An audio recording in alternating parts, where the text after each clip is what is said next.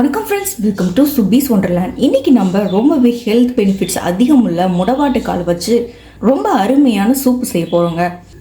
நான் வெஜிடேரியனாக இருக்கவங்க போன் ஸ்ட்ரென்த்துக்காக ஆட்டுக்கால் சூப்பெல்லாம் வச்சு குடிப்பாங்கங்க. இதே வெஜிடேரியனாக இருக்கவங்களுக்கு வேறு எந்த ஆப்ஷனும் இல்லைங்க. இந்த முடவாட்டுக்கால் சூப்பு ரொம்பவே அருமையான மருந்தாக இருக்குங்க. மலைப்பகுதியில் மட்டுமே கிடைக்கக்கூடிய இந்த முடவாட்டுக்கால் சூப்பை நம்ம எப்படி பண்ணலாங்கிறத பார்க்கலாம் வாங்க ஃப்ரெண்ட்ஸ். ஃபஸ்ட்டு ஒரு 1/4 கிலோ அளவுக்கு முடவாட்டுக்கால் எடுத்திருக்கேன்.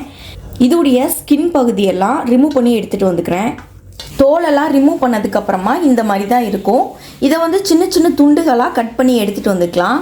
இப்போ ஒரு மிக்ஸி ஜாரில் கட் பண்ணி வச்சுருந்த கிழங்கு எல்லாத்தையும் ஆட் பண்ணிக்கிறேன். 4 பல் பூண்டு சேர்த்துக்கிறேன். அதே போல் ஒரு துண்டு இஞ்சியை 4 துண்டாக கட் பண்ணி சேர்த்துக்கிறேன். காரத்துக்கு 2 பச்சை மிளகாய் ஆட் பண்ணியிருக்கேன். 7லேருந்து 8 சின்ன வெங்காயம் ஆட் பண்ணிக்கிறேன். 1 ஸ்பூன் அளவுக்கு சீரகம் சேர்த்துக்கிறேன். ஸ்பூன் அளவுக்கு மிளகு சேர்த்துக்கிறேன். இப்போ இது எல்லாத்தையும் கொஞ்சமாக தண்ணி சேர்த்து நல்லா ஒரு பேஸ்ட்டாக அரைச்சி எடுத்துகிட்டு வந்துக்கலாம். இப்போ அரைச்சி வச்ச பேஸ்ட் எல்லாத்தையும் ஒரு பேனில் சேர்த்துருக்கேன்.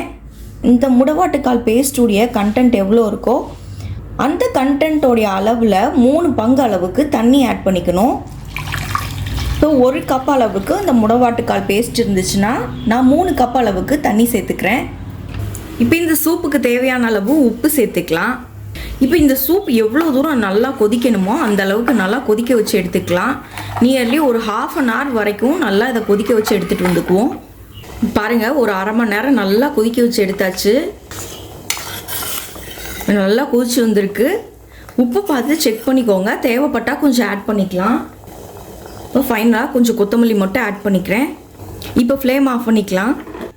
இப்போ நம்ம பேஸ்ட்டாக அரைச்சி கொதிக்க வச்சனால அந்த கிழங்குடைய கண்டென்ட் திரியாக இருக்கும். அதனால இப்போ இந்த சூப்பை நம்ம ஃபில்டர் பண்ணி எடுத்துக்கலாம்.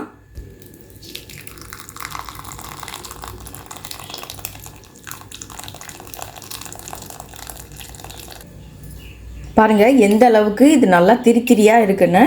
இப்போ இதை நல்லா நசுக்கி விட்டு சாறை ஃபுல்லாக எடுத்துக்கலாம். இதில் 1/2 ஸ்பூன் அளவுக்கு மிளகுத்தூள் சேர்த்துக்கிறேன். இப்போ கொத்தமல்லி கொஞ்சம் ஆட் பண்ணிக்கிறேன். ஃபைனலாக இதில் கொஞ்சமாக நல்லெண்ணெய் சேர்த்துக்கிறேன்.